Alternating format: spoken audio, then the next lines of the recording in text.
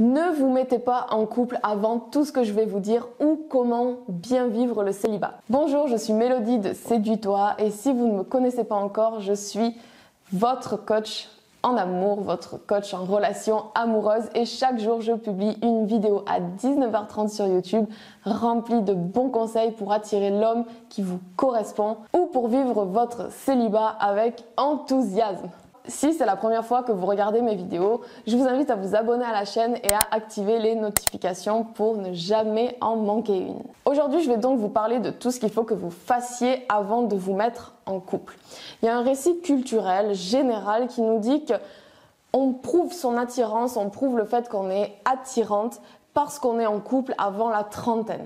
Soit on est en couple, soit notre vie est misérable, elle est pourrie, on n'a rien réussi du tout. C'est un petit peu en fait comme si le célibat c'était une sorte de purgatoire où on est tous là comme des petits atomes en train d'attendre d'être jumelés à d'autres atomes. Eh bien moi ce que je vous propose c'est de dire merde à ce discours. On peut être tout aussi heureuse en étant en couple qu'en étant célibataire. Mais attention parce qu'il y a quelques pièges dont je vais vous parler pour éviter de tomber dans le burn-out amoureux et de simplement attendre que l'amour vous tombe dessus.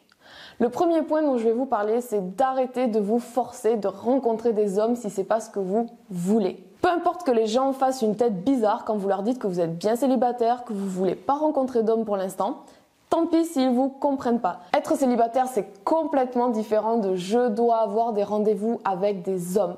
Une fois que vous avez compris ça, vous allez avoir du temps libre supplémentaire et vous allez pouvoir faire tout ce que vous voulez. Vous allez pouvoir lire, vous allez pouvoir aller au cinéma, vous allez pouvoir aller au parc, rentrer chez vous à l'heure que vous voulez ou alors aller voir cette copine que vous n'avez pas vue depuis des années qui habite à 4 heures de route. Et là, quel soulagement!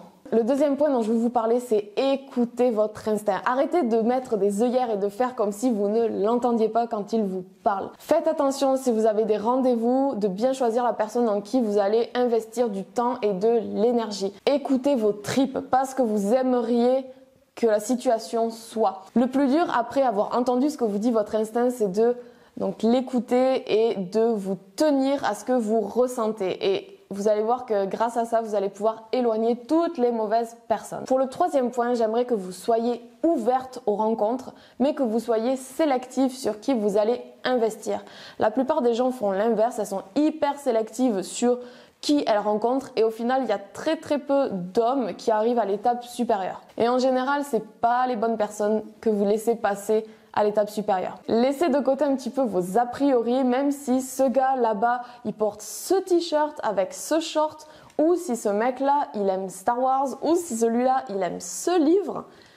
Laissez la chance à tout le monde. C'est pas parce que vous allez rencontrer plein de gens et discuter 5 minutes avec un homme que vous allez de suite devoir vous engager avec lui. Parce que si vous faites très peu de rencontres, ce qui va se passer, c'est que vous allez vous jeter sur le premier venu. Pour le quatrième point, je vous propose de partir à l'aventure. Oui, vous pouvez faire de nouvelles expériences en couple, mais vous pouvez aussi faire quelque chose de différent quand vous êtes seul. Vous pouvez partir en voyage toute seule en sac à dos, vous pouvez partir d'une soirée qui vous ennuie à l'heure que vous voulez et si vous avez envie d'acheter des livres et de les lire pendant toute la journée ou alors de vous faire un petit déj en pyjama à 19h devant la télé, vous pouvez totalement le faire. Vous n'avez pas besoin de faire un tour du monde pour partir à l'aventure. Chacun à son niveau, chacun ses préférences. Et le cinquième point qui est super important, donc restez bien attentifs, c'est d'être prête à changer complètement vos pensées d'hier. Acceptez d'abandonner les croyances qui vous desservent. Si vous vous dites que vous rencontrez jamais la bonne personne, ok, prenez votre temps pour faire un petit peu plus de rencontres. Prenez votre temps. Si vous n'avez pas envie de rencontrer des gens en ce moment, faites vos choses de votre côté et puis vous reviendrez à la charge, entre guillemets, vers les hommes un peu plus tard. Vous n'êtes pas pressé. Et c'est clair que si vous n'êtes pas ouverte aux rencontres, vous ne rencontrerez personne en effet. Sachez que toute situation est bonne si elle est prise pour les bonnes raisons. J'espère que la vidéo vous a plu. Abonnez-vous à la chaîne, activez les notifications, likez, commentez la vidéo si vous avez des questions, partagez-la à toutes vos amies et on se retrouve dès demain 19h15. Ciao ciao.